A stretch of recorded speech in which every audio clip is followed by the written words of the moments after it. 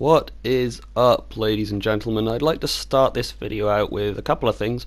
First of which is a little apology. My last video, fun as it was to create, about how lazy Bethesda are in their game design. I mean, it's insulting, if I'm honest, but we won't get into that again. The apology is for the end of that video, which I kind of messed up, as I'm sure you noticed. I forgot to edit the music out at the end there, and it was just a black screen for ages, just playing music. Pissed me off, to say the least. But I had loads of friends waiting for me at an event that I organised, and I was going to be late, and you know, if you're late to an event that you organised, you just end up looking like a bit of a mug. So I published the video, gave it one last look over, and then I saw it. But I had to go, so there the problem stays. I could re-upload it, edit it, whatever, but hell, sue me. I had a life to get to, so I'm prepared to turn a blind eye to it and just take it as a learning experience. And the second thing, just getting closer to the actual topic of this video now, is my thoughts on mobile gaming. I want to get a clear distinction out the way now before I get into this. People who play games just on mobile, I don't consider them gamers, sorry. To me, a gamer is someone who spends large chunks of their hard-earned cash in order to enjoy the medium of gaming in its most cutting-edge, sophisticated format available. That's you investing in the hobby. Those who don't invest and just play games on a device that they would have anyways are just people who have terrible attention spans and need to consume something visual while they take a shit. So if I use the word gamers again in this video, know that I am talking about the former. So, on to the meat and potatoes then, eh? Mobile gaming is what I call a profitable problem, purely for the fact that, well, it's a numbers game, isn't it? We can say millions and millions of people own consoles, but basically everyone has a mobile phone. So when you create a new potential audience that is basically everyone... Like who? Farmers. Who else? Farmers' mums. Again, the numbers game, by proxy you'll end up making a lot more money, even if each of your customers only spends $1 a day. And if it's a mobile game you're making, as a games development business you have two big positives. You're putting your game into a market that expects microtransactions as par for the course, turning players into payers. So you have none of that abrasion with your existing audience, and they're quicker, they're easier, and they're less expensive to make. So not only do you instantly have a far wider reach in terms of audience, but you're spending less money to get to them while expecting them to pay dividends back to you, Turning players into payers. for an indefinite period of time. Of course, as gamers, we know this can negatively affect the reputation of big franchises. The good name of Star Wars got dragged through the mud because of monetization. And we also know that the mere presence of monetization in games can affect the core gameplay, as we saw in Shadow of War, which monetized your army of orcs, sucking any significance out of their personalities and turning the end game into a lengthy slog with a laughably nonsensical ending. Destroy it! But I think you all know, really, what I'm leading up to here. The most recent example of this sell-out to mobile business model was, of course, Diablo Immortal. I felt sorry for the poor guy who had to announce it. He knew he was walking into a ginormous shitstorm. I mean, he was only doing what he was told by his bosses. He's not stupid. As someone in this industry, and who I would hope is a gamer himself, he knew full well that when he explained the next Diablo game was going to be mobile only, he would get eviscerated by the crowd, and oh boy, he did.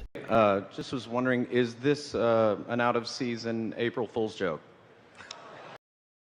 Of course, the cracks in his integrity began to show when he said, Do you guys not have phones? Yeah, you guys all have phones, right? which spoke volumes to me. This was a trio of men on stage trying, for the sake of their jobs, to take a steaming pile of shit, hold it out in front of you, and try to pretend that it's a bar of gold. Well, to them, it may be, but like I said, they're not stupid. They know, as far as a gamer is concerned, this is a shit idea, and it's the kind of conflicting ideology in games design nowadays that proves a gamer's concern is not one of theirs. The concerns of their own audience, of the people that have supported them and gotten them to where they are not their priority. Because money is, and in the case of going mobile over in Asia, where the culture is completely different and this kind of thing is not frowned upon, this will make a ton of money. Diablo Immortals will be a success, as much as it may pain any one of us to admit, just not in the West. So in doing this, their plan to sit back and watch the numbers in the business account whiz up is amplified. Now, not only do they have the everyone audience thing, but the odds of converting a phone user into a Diablo Immortals player is greatly increased again in the massive country that is China, for example. So like I said, this is a smart business move for Blizzard. But I mean, why do you think businesses all around have loyalty cards? To hold on to existing customers and keep them happy. The business is happy getting returning buyers, and the buyer is happy working their way up to a discount in the future. Both sides happy. That's good business. But the games industry is forgetting this simple formula. It's gotten to the point now where only the businesses are happy, which can't be sustainable, can it? Bloody well hope not. Anyways, the older I get, and the more I see this apathy towards gaming audiences, the less interested I become in games. Well, in the AAA industry, at least. There was a time where I'd play anything under the sun, as long as it wasn't a boring-ass sports title.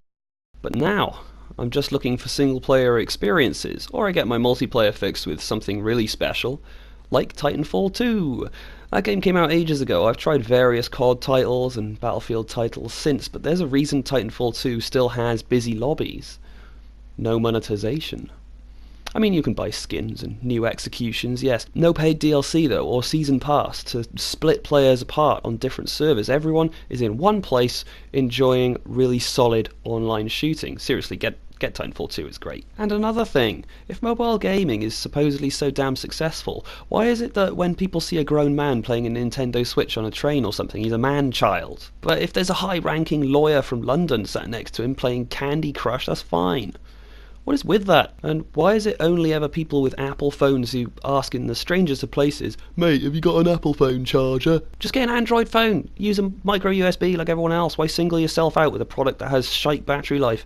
I showed an Apple phone user I could karate chop with my phone and the torch would come on automatically, and she looked at me like a baby hobbit looks at Gandalf setting off fireworks.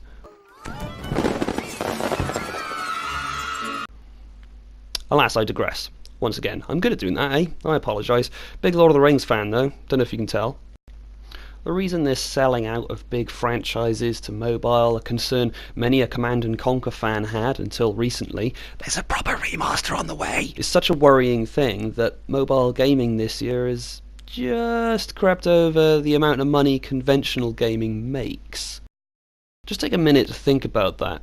In the console space, we've had an incredible year. Spider-Man, God of War, Red Dead 2, real technical marvels, none of which are on Xbox, funny that.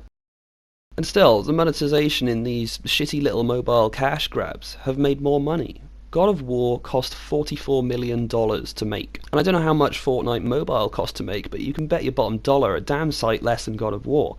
And it's making $1 million a day. So now mobile gaming accounts for 51% of the global gaming net revenue. Now obviously conventional gamers are really concerned, mainly because their beloved franchises are getting cut down and bastardized into these small screen whip-up mobile experiences. So in response to this, I would say, why not just make new things for mobile? Why focus so much on sucking the life out of something that's become successful on a completely different medium? The same is happening with far-left ideas finding their way into media, like the casting call for a black Ciri in The Witcher. Got overturned in the end, thankfully, but my thought is, if you want better black representation of women in film, make your own fantasy franchise with a kick-ass black female protagonist, and that would be great. Why force her into something that already exists and already has beloved characters in the lore since the very beginning?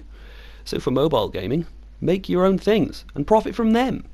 You don't have to turn Dungeon Keeper into a bastardized version of its former self. You don't have to do it with Command & Conquer, and you sure as shit don't have to do it with Diablo Immortal. What this tells me is that they're doing it anyway because they're trying to springboard their efforts into advantage off the name of the thing alone. It clearly isn't working though, because odds are the good name of that thing is based off of whatever has been working so well for it thus far. Saying it'll make a shitload of money and probably being right isn't necessarily the solution. It's not how you create a massive and loyal community. Players who do engage in this shit will probably come and go. You'll make your millions in, say, the first year and it'll die down again. Do you see Warframe trying any shit like this? No. They monetize because they have to, but they give so much back to the community. They have that loyalty card thing going on. Gamer is happy, dev is happy. And it's a crying shame that such a dynamic is so rare these days. So on that note, I'm gonna go now. I just bought Red Dead 2 yesterday, and my eyeballs are starving for more awesomeness. If you enjoyed today's sesh, go ahead and subscribe. I'll need you to ring that little alarm bell too, otherwise you won't see the next sesh. Super important, because YouTube ain't going to inform you of my shit. I'm a tiny channel, I don't make the money, so why expose me? I need your help in order to do that. I'm also pretty convinced they're messing with my view counts. 1 second I have 100 views, the next I have 55. What is up with that? Anyways, I bid you all good day, and I certainly hope to see you soon for the next sesh. Take care.